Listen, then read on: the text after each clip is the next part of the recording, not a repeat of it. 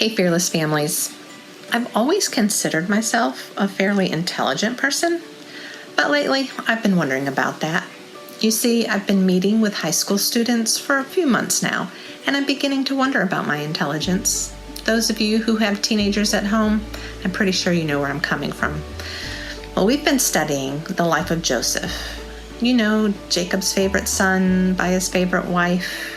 His older brothers were highly jealous of him to the point where they throw him into a well and were going to kill him.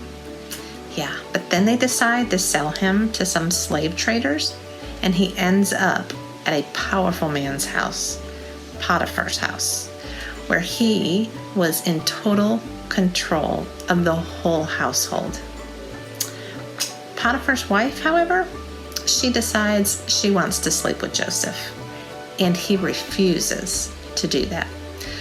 So she lies about him to her husband, and he throws Joseph in jail. While he's in jail, he meets the Pharaoh's cupbearer and baker, who have some pretty wild dreams, and Joseph tells them what they mean. Yeah, good for one and not so good for the other. But anyways, a few years later, Pharaoh has some dreams that he wants to understand the meaning of, and Joseph gets his chance. And then Joseph becomes the second most powerful man in Egypt. Yeah, that Joseph. Well, the name of our study is What to Do When You Don't Know What to Do. Now, I don't know about you, but I have asked myself that very thing over and over, like for sure when I was a teenager. And yes, the teenagers I've been meeting with, they're asking that very same thing. But I do also remember like when I was in college and I had a choice to make, like what major and career am I going to have? Or I remember when my dad said, yes, you can marry him, and my mom said, no, you need to graduate from college. Or when the doctor said, I don't know why the IVF didn't work and you didn't get pregnant. Or sitting across the table from a couple who said to us, we can't take care of this baby. Will you be able to take care of him? And now that baby says, don't worry, Mom, I'm going to drive. I'm just fine. What to do when you don't know what to do?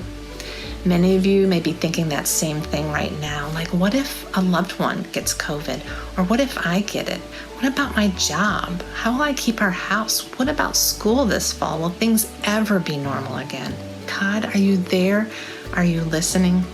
Yes, he is. Just as God was with Joseph, he's with you. When there's nothing you can do, God is with you. When you don't know what to do, take the next right step. That's what we've been learning in our study of Joseph on Sunday nights.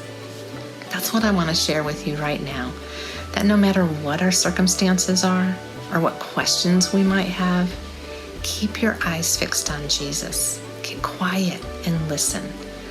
I don't know how Joseph did it through all of his circumstances, but I do know that God was with him, and that same God of the Bible is with me and with you.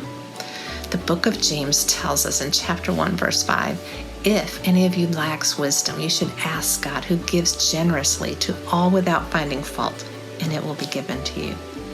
Believe me, I ask daily for wisdom, but sometimes I choose not to listen. But I don't give up, and I continue to ask God for help. I want to encourage you to do the same thing as we try to figure out our new normal. Keep your eyes on Jesus and ask for wisdom.